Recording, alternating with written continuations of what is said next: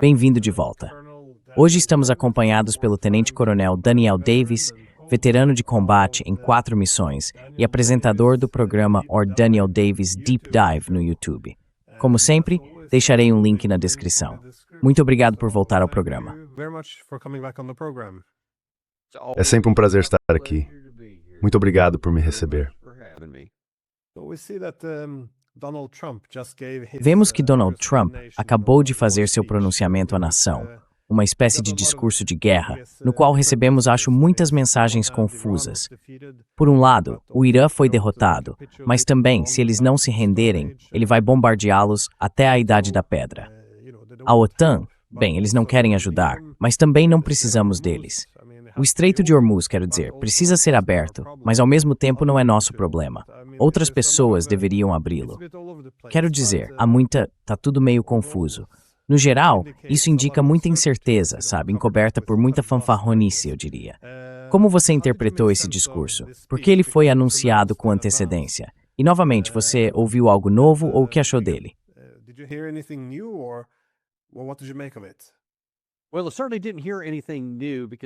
Bem, eu certamente não ouvi nada de novo, porque, quero dizer, ele já vinha falando sobre isso na tarde anterior, por volta das 17 horas.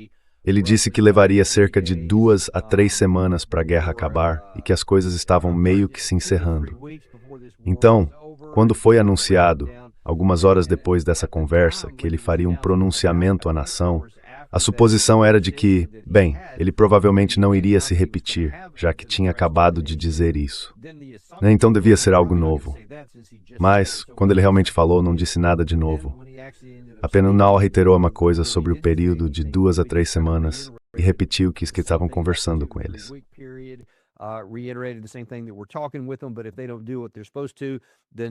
Mas se eles não fizerem o que deveriam fazer, então nós simplesmente vamos nos afastar, basicamente, ou pelo menos do estreito, dizendo que vai ser problema de outra pessoa lidar com isso.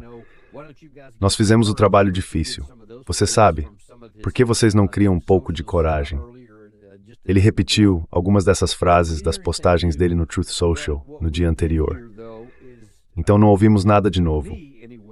Mas o que ouvimos, pelo menos para mim, foram declarações contínuas mostrando que ele ainda está desconectado da realidade e não percebe a situação desesperadamente ruim que os Estados Unidos foram mergulhados por causa da guerra que ele escolheu travar.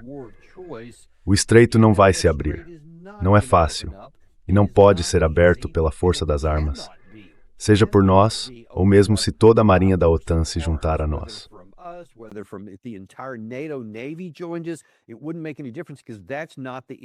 Não faria nenhuma diferença, porque esse não é o problema. O problema não é enviar navios de guerra pelo estreito e achar que isso vai abri-lo de alguma forma. Tudo o que isso faria seria transformá-lo em um campo de tiro para esses navios de guerra. E é por isso que nenhuma nação enviou nenhum, e porque nossa própria marinha ainda não fez isso, porque sabemos o custo. Mesmo assim, o estreito continua fechado. E agora você vê o preço do petróleo subindo cada vez mais. Diferente de alguns de seus comentários anteriores, quando ele fazia declarações, o mercado se acalmava, o preço do petróleo caía e a bolsa subia. Desta vez, aconteceu o oposto. A bolsa caiu e o preço do petróleo disparou imediatamente, porque as pessoas ao redor do mundo agora reconhecem o que está acontecendo com o petróleo.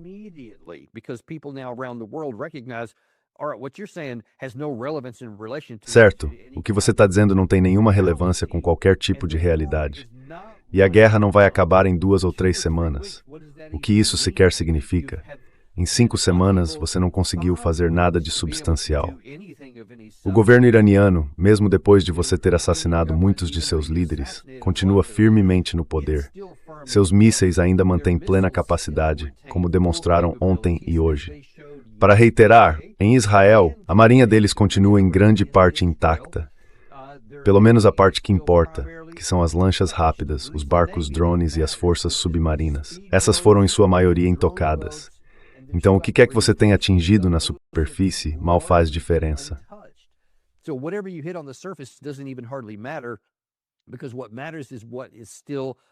Porque o que importa é o que ainda está por baixo, esses túneis que estão em toda parte.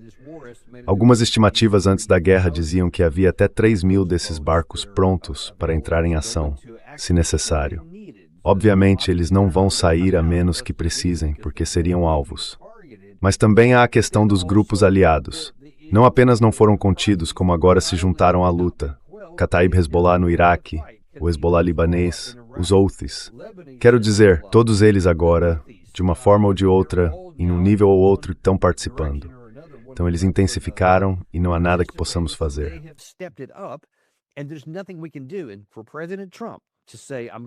E o fato de o presidente Trump dizer, vou bombardeá-los até a Idade da Pedra, apenas revela sua falta de compreensão sobre duas coisas importantes. Primeiro, não temos munição suficiente para bombardear um país 4 vezes maior que o Irã, com 93 milhões de pessoas, espalhadas como estão, em grande parte em terrenos de difícil acesso. Simplesmente não é possível fazer isso. De qualquer forma, não temos munição suficiente. E mesmo tentar faria apenas com que o povo iraniano se unisse e fortalecesse sua determinação. E vemos isso, aliás, vejamos 12h37, então cerca de 1h30 atrás, o presidente Trump publicou uma declaração no Truth Social.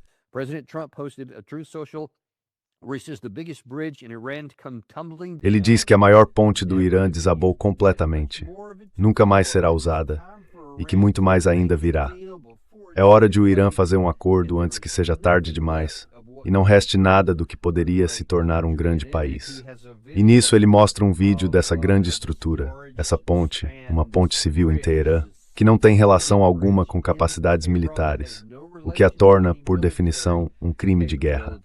Ou pelo menos algo que provavelmente é. Vamos esperar para ver quando as pessoas fizerem uma análise sobre isso. Mas à primeira vista, parece que ele está cumprindo o que disse na noite passada sobre bombardeá-los até a Idade da Pedra.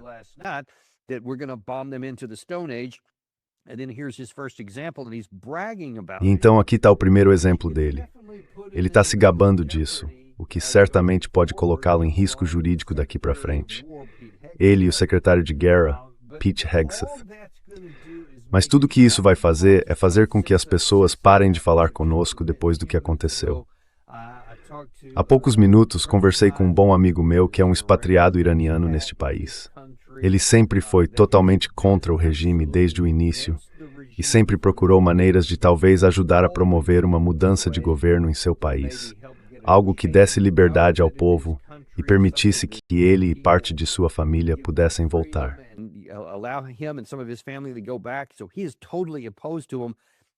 Então ele é totalmente contra ele, e ainda assim está indignado e diz que isso não passa de um crime de guerra, na visão dele, porque obviamente conhece bem Teherã. Outro amigo meu que conhece bem a região diz a mesma coisa. Então, se Trump acha que isso vai intimidar o povo iraniano, se ele acha que isso vai alcançar algo militarmente, é provável que aconteça exatamente o oposto. Isso vai fortalecer o controle que os iranianos têm sobre o Estreito de Hormuz, manter os preços em alta e o mercado de ações em queda e causar problemas em todo o mundo. Fora isso, foi um ótimo discurso.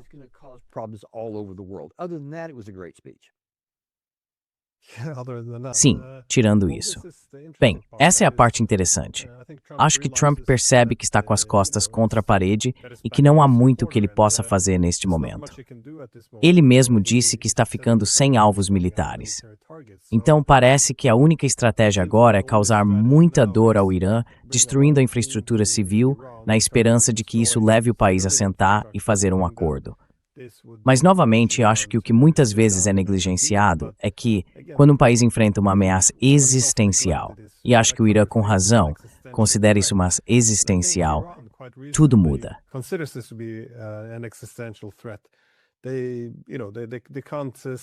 Eles não podem simplesmente ceder ou aceitar um acordo ruim, o que só tornaria a ameaça ainda pior no futuro. Mas acho que esse é o único plano de Trump até agora. Ele não tem mais nenhuma carta na manga. É por isso que eu queria te perguntar. Por um lado, ele continua dizendo que estamos perto de acabar com a guerra, talvez em 2 ou 3 semanas. Por outro, ele também sugere que haverá uma grande escalada. Você vê isso no mesmo contexto. Ou seja, vamos encerrar a guerra em breve, forçando os iranianos a fazer um acordo? Ou existe algum outro plano?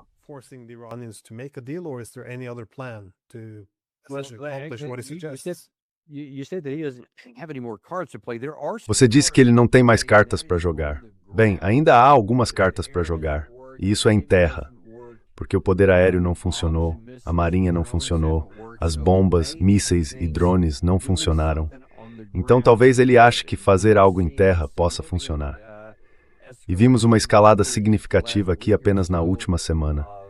Jatos de ataque ao solo A-10, que fornecem apoio aéreo aproximado para tropas terrestres, helicópteros Apache, também para apoio aéreo aproximado, a 80ª Divisão Aerotransportada, várias unidades expedicionárias de fuzileiros navais a caminho, outras forças especiais do Exército, Rangers, toda uma variedade de tropas diferentes. Outros já foram alertados para a implantação. Então, algo em torno de 20.000 soldados terrestres de vários tipos já foram enviados, estão em posição ou chegarão muito em breve.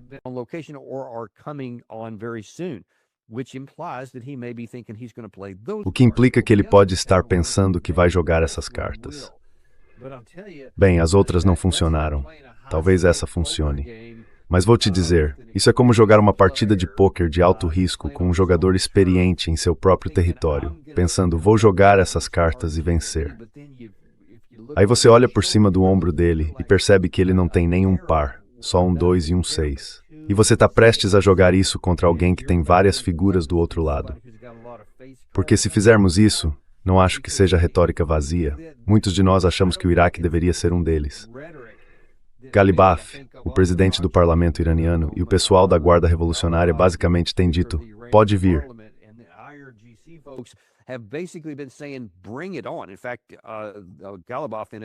Na verdade, Ghalibaf, em um tweet ou em um artigo, disse literalmente o seguinte, pode vir, porque mobilizamos muitas de nossas reservas.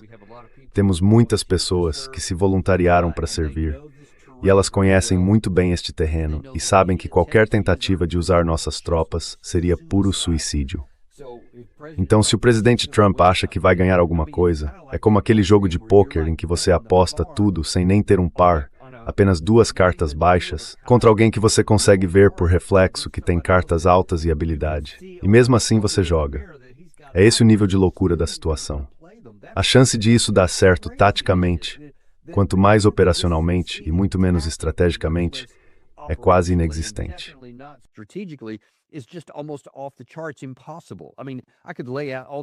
Impossível.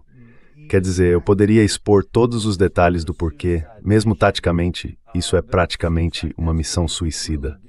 Mas parece que é exatamente isso que ele está fazendo. Porque fora isso, eu não sei o que ele pretende fazer com aquelas tropas, por que enviaram tantas para lá. E se ele não as usar, então o quê? Quer dizer, vai simplesmente desistir? Literalmente virar as costas? Acho que ele deveria. É o que eu aconselharia agora. Não importa o que ele tenha feito, não sacrifique um monte de americanos em mortes inúteis que só vão piorar a situação. Vai ser pior tentar e fracassar do que nem tentar. Qualquer dano à sua imagem que você acha que possa sofrer, mas é isso que eu temo que esteja prestes a acontecer. But that's what I fear is about to happen. Sabe, eu estava pensando a mesma coisa. Enviar 10 ou 20.000 soldados. Quero dizer, não dá para descartar a possibilidade de que isso possa funcionar, mas a probabilidade de dar errado, tudo, desde o abastecimento e o apoio, mesmo que consigam desembarcar lá, não tenho certeza do que fariam se não conseguissem. Quero dizer, há tantas coisas que podem dar errado. Se todos esses soldados morressem ou fossem capturados, seria simplesmente um desastre total. E, novamente, é muito difícil engolir uma derrota dessas. Teria que envolver algum tipo de escalada imprudente em algum nível. Enfim, é estranho que alguém esteja disposto a jogar essa carta, considerando que o resultado é tão incerto. Mas no discurso de Trump, ele fez outros comentários. Passou pela lista de todas as pessoas que o decepcionaram, dividindo um pouco a culpa ou repassando-a. sharing the blame a little bit or passing it on. But the Europeans, as always, Mas os europeus, como sempre, se destacam. E ele estava dizendo que a OTAN realmente não fez muito por nós. Pedimos que fizessem algo e eles não cumpriram. Em certo nível, você sabe, isso não era o que a OTAN deveria fazer. Ele nem sequer avisou aos europeus que faria isso. Mas, por outro lado, também consigo entender de onde ele vem. Os Estados Unidos têm fornecido segurança aos europeus há décadas. E agora você sabe, eles estão fechando o espaço aéreo, não deixando que ele use suas bases. A Polônia se recusou a enviar as baterias Patriot para ajudar. Então consigo entender um pouco de onde vem a frustração de ambos os lados. Mas o que você acha que isso significa para a OTAN? Quero dizer, a OTAN já está morta. Ou isso é só mais um prego no caixão?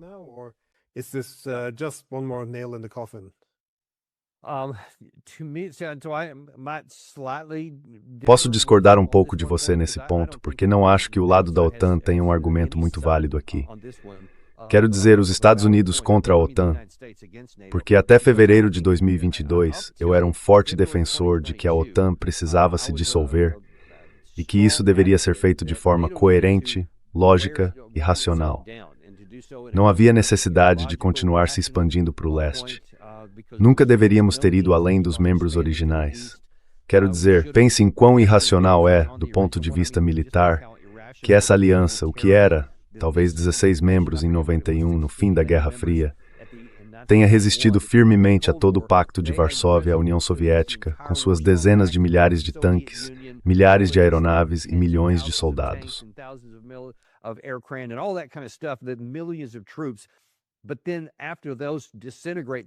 Mas então, depois que aqueles se desintegraram, de alguma forma foi necessário expandi-lo. Sempre foi algo irracional e ilógico, e só poderia ser visto de forma antagônica pelo Estado russo sobrevivente. Quero dizer, não havia outra maneira de enxergar isso. Era puramente como dizer, vou cutucar você com um graveto no olho.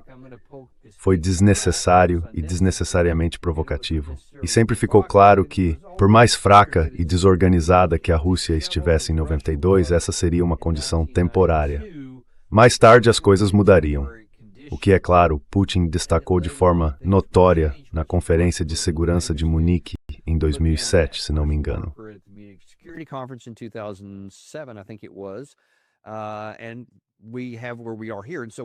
E aqui estamos nós. Continuamos criando cada vez mais problemas. Quando começamos essa confusão com a Rússia, os Estados Unidos estavam liderando isso também, os europeus ficaram mais do que felizes em participar, até que Trump apareceu e quis mudar as coisas. Agora ele quer um novo tipo de situação, e já não é mais a mesma coisa. Dá para perceber pelos comentários dele nos últimos dias. Ele não vê a OTAN como um acordo de segurança coletiva com o artigo 5. And so in ethics a radio incluir a OTAN que é todos.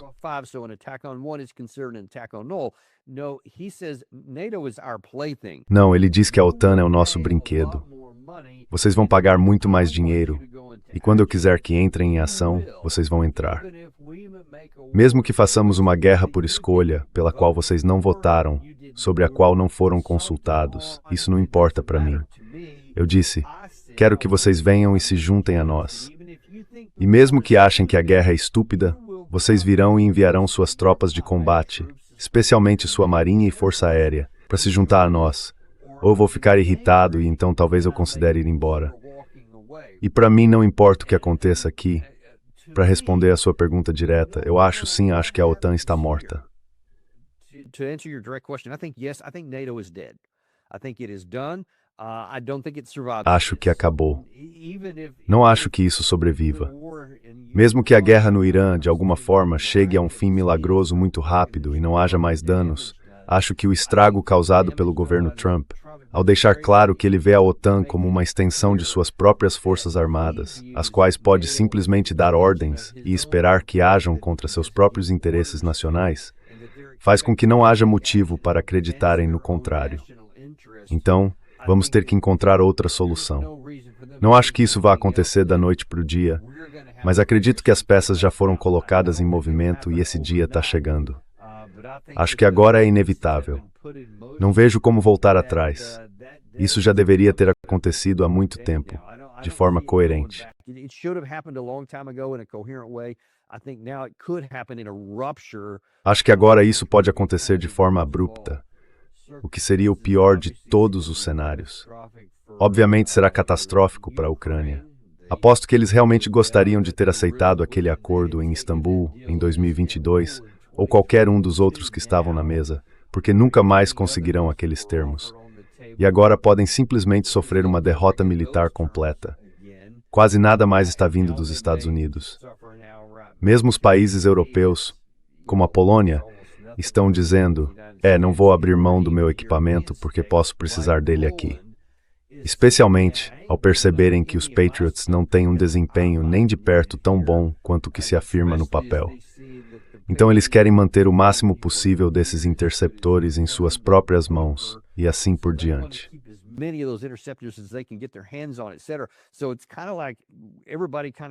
Então é meio que todo mundo está cuidando de si mesmo agora.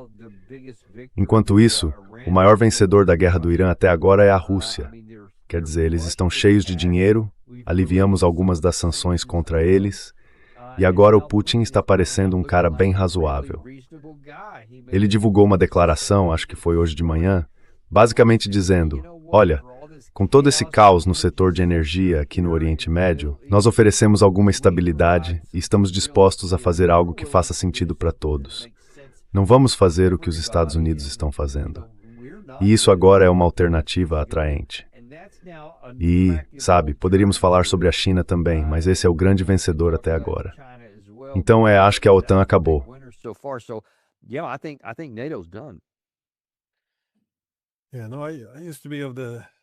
Sim, não. Eu costumava ter uma opinião parecida. Ou seja, eu preferia reformas graduais em vez de mudanças muito disruptivas, porque elas desestabilizam o sistema internacional. Então eu achava que a OTAN poderia se reformar, sabe? Já que tem a capacidade de acomodar tanto os Estados Unidos quanto a Europa, mas também encontrar uma forma de incluir a Rússia. Mas sabe, isso nunca aconteceu. Eu era a favor disso,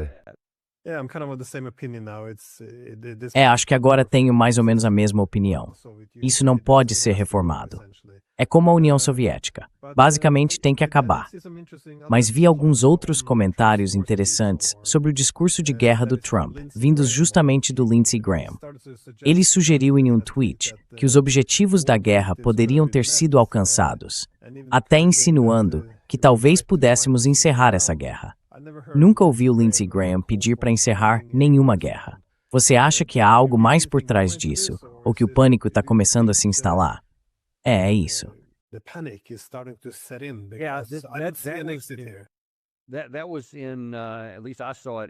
Isso foi, pelo menos eu vi no jornal The Hill, no dia 30. Então isso foi 2 dias antes dos comentários do presidente Trump.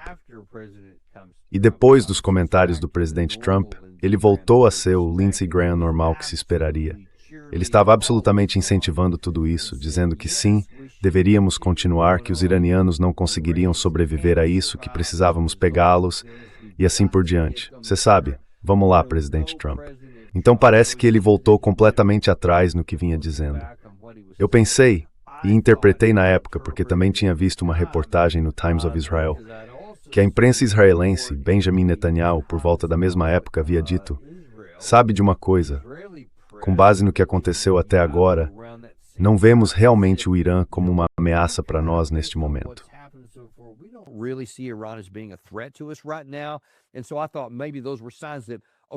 E então eu pensei que talvez esses fossem sinais de que, a realidade estava começando a atingir todo mundo. Agora eles estão procurando uma maneira de encerrar isso, tentando encontrar algum tipo de saída. Mas então pareceu que tudo voltou a escalar no dia 1º. E agora parece cada vez mais provável que vá haver algum tipo de operação terrestre ou incursão. Você viu os israelenses assassinarem, ou pelo menos tentarem assassinar, outro diplomata, mas acabaram matando a esposa dele em vez disso. Qualquer pessoa que possa estar conversando com os Estados Unidos, qualquer um que possa estar disposto a adotar uma visão moderada, simplesmente parece de forma impressionante morrer.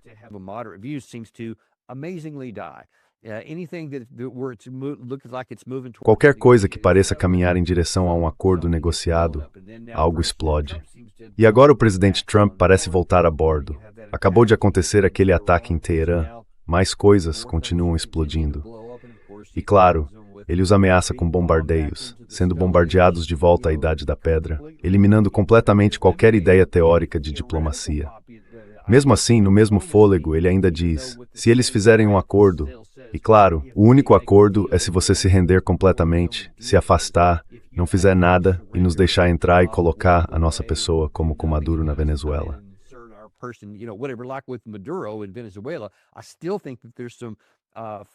Ainda acho que há uma esperança fantasiosa aí, essa ideia completamente sem base e desequilibrada de que podemos de alguma forma transformar isso em uma operação Venezuela 2, onde assumimos o controle do petróleo deles como fizemos na Venezuela e tudo ficará ótimo.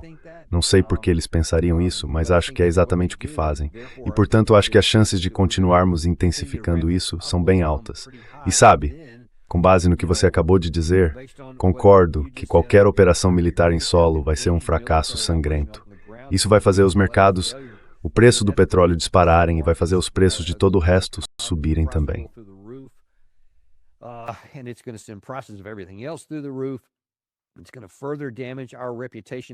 Isso vai prejudicar ainda mais nossa reputação como potência militar e, com certeza, como uma entidade política que as pessoas deveriam seguir.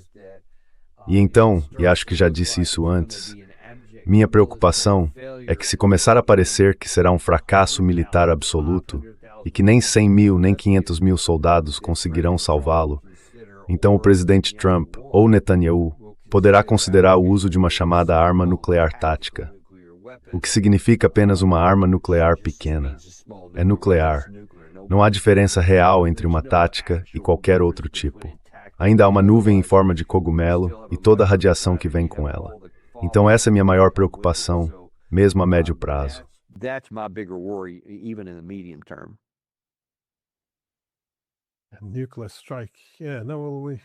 Ataque nuclear? Sim, não. Podemos estar caminhando nessa direção. Quero dizer, ouça parte da retórica de Trump. Bombardeá-los de volta à Idade da Pedra. Ele já fez referências anteriores como eles não deveriam conseguir se recuperar como nação. Pete Hegseth acabou de tuitar de volta à Idade da Pedra. Mas quando você ouve esse tipo de linguagem, é algo tão exagerado e repulsivo. Você mencionou antes que Putin parece o mais razoável. Eu também ouço os discursos do ministro das Relações Exteriores do Irã. Ele meio que faz um ponto. Não temos nenhum problema com o povo americano. Vocês é que têm uma liderança política que continua nos atacando. Sabe, soa muito civilizado e razoável. Tenho a sensação de que a guerra de informação está sendo perdida quando um dos lados exagera tanto com essa retórica tão agressiva.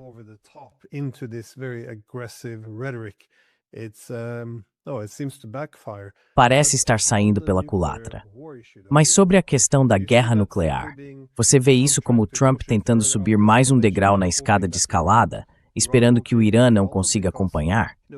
Porque o Irã tem material nuclear. Não tenho certeza de quão avançado é o conhecimento deles quando se trata de produzir uma arma nuclear. Conversei com Ted Postel, que observou que eles provavelmente poderiam montar um dispositivo nuclear improvisado, acoplado a um míssil, se chegasse a esse ponto. Mas, novamente, há muitas incertezas em torno disso. Então, o que você acha que está por trás dessa estratégia? Eles devem saber que se Israel ou os Estados Unidos enfrentassem uma derrota humilhante, poderiam fazer algo tolo e desesperado.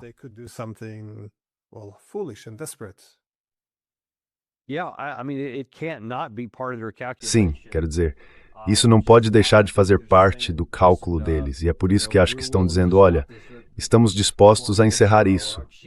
O ministro das Relações Exteriores, Arati, disse, desculpe, não, foi Saleh, que o caminho para a paz está aberto. Ainda desejamos isso. Então eles estão deixando a porta para negociações aberta. Mas nos termos deles, porque acho que não fariam nenhuma retirada prematura de sua posição atual aqui. E acho que estão dizendo sim, vamos abrir o Estreito de Hormuz. E aliás, ele já está aberto. Não há minas, não foi bloqueado propriamente dito. We're just in control of who goes out of it, and we'll continue. Nós só controlamos quem sai dele. Continuaremos permitindo a passagem de todos os outros, desde que sigam nossas regras e nos deem algum tipo de garantia de segurança. Então eles estão deixando um caminho pelo qual podemos sair, mas é um que exigiria uma quantidade profunda de humildade para ser aceito e engolido pelos Estados Unidos. Algo que nas últimas décadas nunca demonstramos ter qualquer capacidade real de fazer. Então, sabe, isso me preocupa. Para responder à sua pergunta anterior, não acho que o presidente Trump esteja realmente pensando nisso, cuidado, e dizendo, aqui está a minha estratégia, quero intensificar isso e ver se consigo superar o Irã na escalada.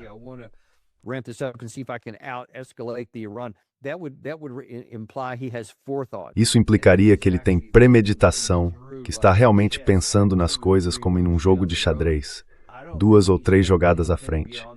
Eu não acho que ele esteja pensando em nada além do final das suas anotações. Quero dizer, estou sendo honesto aqui. Acho que ele é do tipo ação-reação. Joga algo na parede e vê se cola. Se não colar, tenta outra coisa.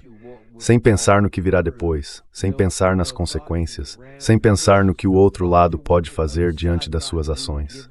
Ele meio que faz esse jogo de espelho. Bem, se fosse comigo, e alguém fizesse isso comigo, e eu estivesse na posição mais fraca,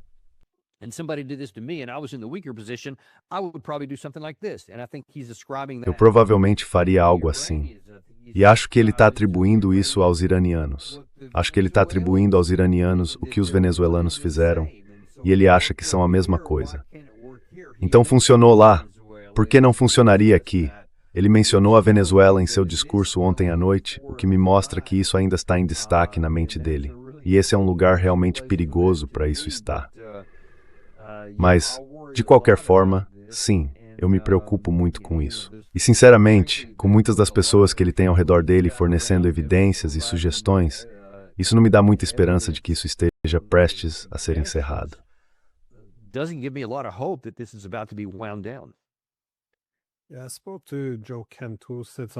Conversei com Joe Kent, que disse algo parecido, que a vitória na Venezuela pode ter alimentado certa arrogância na Casa Branca e influenciado parte das decisões em relação ao Irã. Mas só como última pergunta, Israel, se Trump quiser encerrar isso agora ou escalar o conflito, seja qual for a decisão, qual é o interesse de Israel neste momento?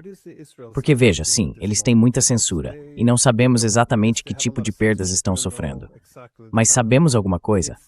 Quero dizer, em que tipo de situação eles estão e como isso se traduz em política? Eles querem encerrar isso logo ou ainda estão esperando para ver se conseguem enfraquecer seus oponentes?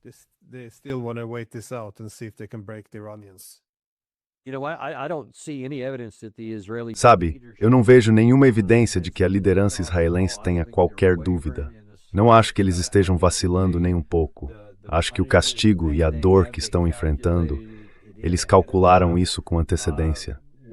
Seja qual for a sua opinião sobre a moralidade deles, são pessoas muito inteligentes, muito espertas, e certamente sabiam o que aconteceu na guerra de 2012. Sabiam que ao iniciar esta, iriam enfrentar muita coisa e que isso causaria muitos danos. Só acho que eles levaram isso em conta e continuam, não, nós podemos resistir mais do que os iranianos.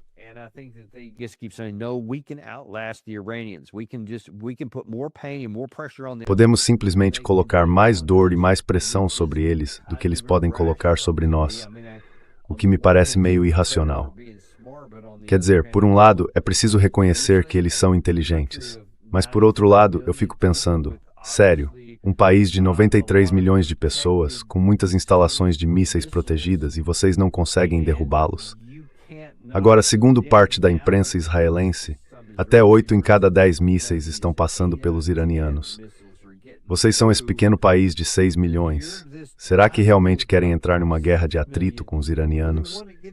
Então isso me parece meio irracional, mas até agora não vejo reações racionais do lado israelense. Acho que eles ainda estão dizendo, não, nós conseguimos aguentar.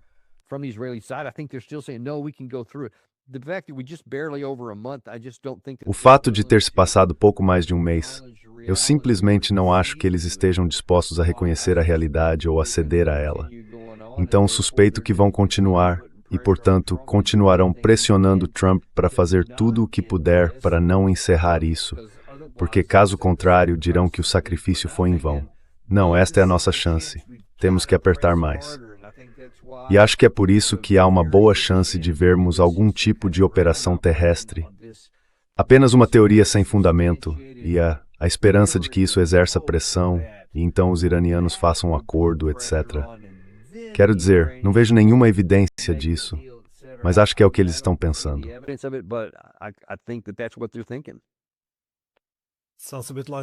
Parece um pouco com uma estratégia em relação à Rússia, mas é uma estratégia baseada na esperança. Não é uma boa estratégia. Mas bem, obrigado por dedicar seu tempo e compartilhar suas percepções. Sempre um prazer, Glenn Deason. Obrigado por me ter.